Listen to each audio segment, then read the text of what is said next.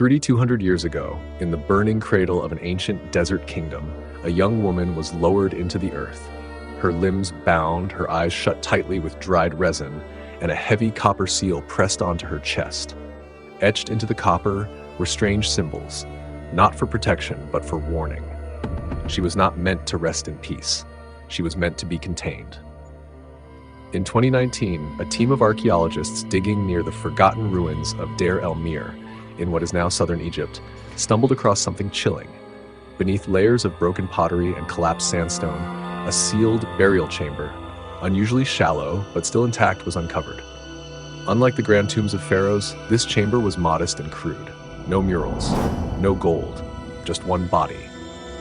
But what lay within disturbed the team immediately. At the center was the mummified corpse of a woman, curled into a fetal position, wrapped tightly in layers of coarse linen, her arms tied behind her back with dried reeds. Her skull was tilted upward, jaw unnaturally tight, as if caught in a silent scream. And on her chest, a copper plaque the size of a human hand, with symbols never before seen in any burial from this region. It wasn't protective hieroglyphics, nor ceremonial art. It was a warning. One word was loosely translated, contain. Who was she? She was young, no older than 25 at the time of death. DNA analysis showed North African ancestry, with some traits hinting at Nubian lineage.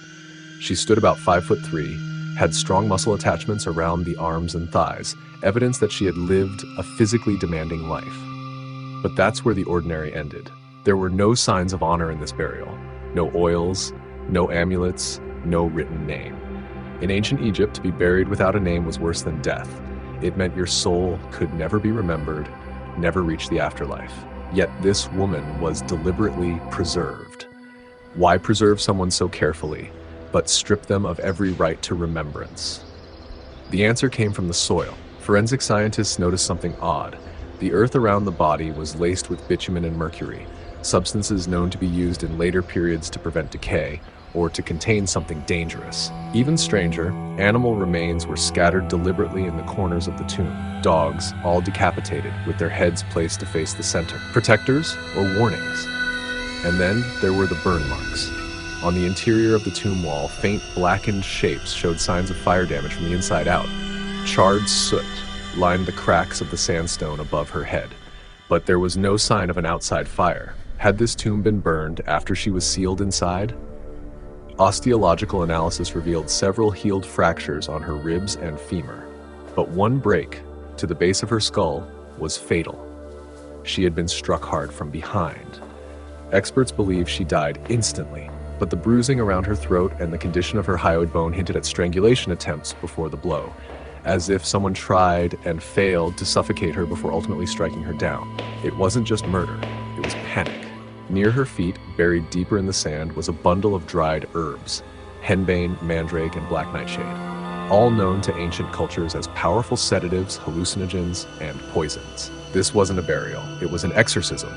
The copper plaque on her chest was eventually removed and scanned. Using spectral imaging, archaeologists uncovered hidden etchings beneath the surface patina, not written in formal hieroglyphs, but in a crude, symbolic script used by desert priests, often for oral spells never meant to be recorded. Translation remains incomplete, but one section read, "Let her sleep in silence, let her hunger in dust, let her speak to no one, not gods, not men.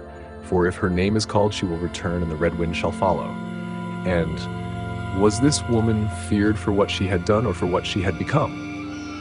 Further excavation around the tomb revealed remnants of a burned village no more than 100 meters away, charred housing foundations, broken ritual objects, and dozens of hastily buried skeletons. One adult skeleton was found curled around two small children. They had died in place, no attempt to flee. No weapons were discovered, no signs of invasion, no plague pits. What killed them all? Local oral histories, passed down by Bedouin tribes in the region, speak of a sand woman, one who cursed the winds, who made children vanish, and who turned water to ash with her breath. A story once thought myth. But the name used in those stories? Shezmet. In 2021, a CT scan revealed that something was embedded behind the woman's eye sockets. Small rolled fragments of linen, each painted with a symbol, a circle with 7 thorns. When one fragment was unraveled under blacklight, faint ink revealed a phrase, Let no sun find her, let no mouth say her name. Was her identity erased to protect the living, or because the dead demanded silence? Who was she really? Was she a cursed priestess, a scapegoat for an unexplained tragedy, or something far darker, a woman whose very presence defied death, whose breath choked the air, whose return they feared? We still don't know.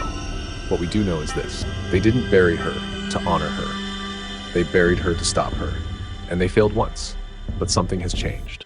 In 2022, for the first time in over 3,000 years, her name, Shezmet, was spoken aloud by a researcher during a live conference in Cairo.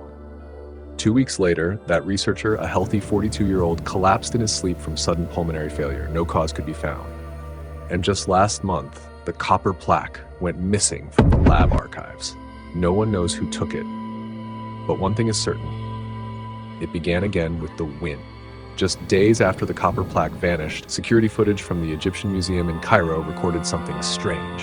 At precisely 3:12 a.m., the camera lens fogged over with a reddish haze. For 7 seconds, the entire screen pulsed. When it cleared, the locked cabinet where the artifact had been stored was empty. No sign of forced entry, no fingerprints, no heat signatures, just dust.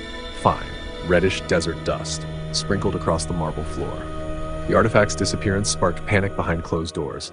3 researchers resigned.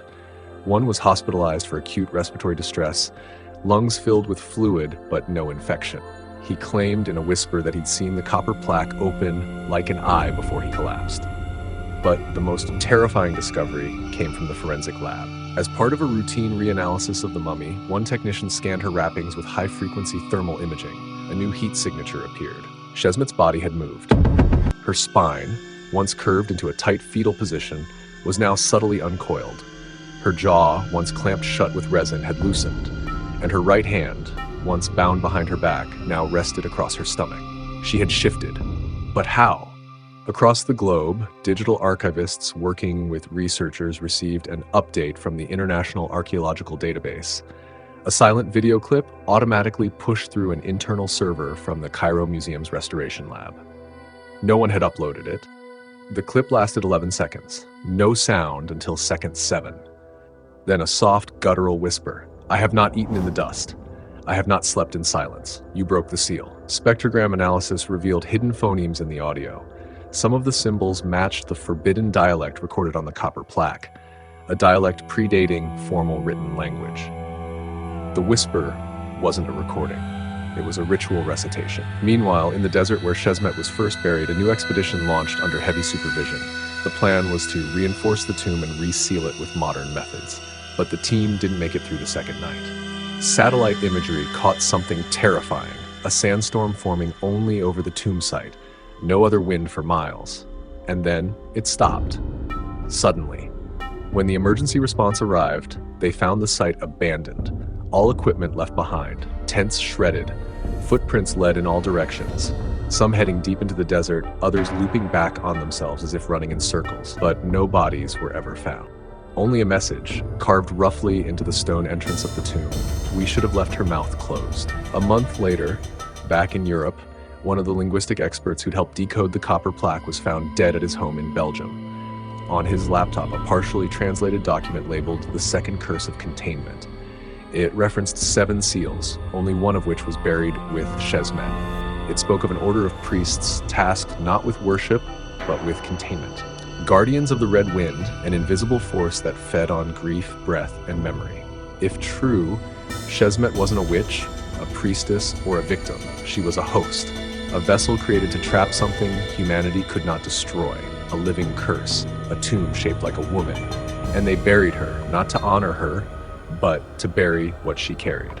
Where is she now? Authorities will not publicly confirm it, but anonymous sources from the museum report that Shezmet's remains are missing, removed from their containment cell without trace, and the red-stained linen found in her wrappings, gone too.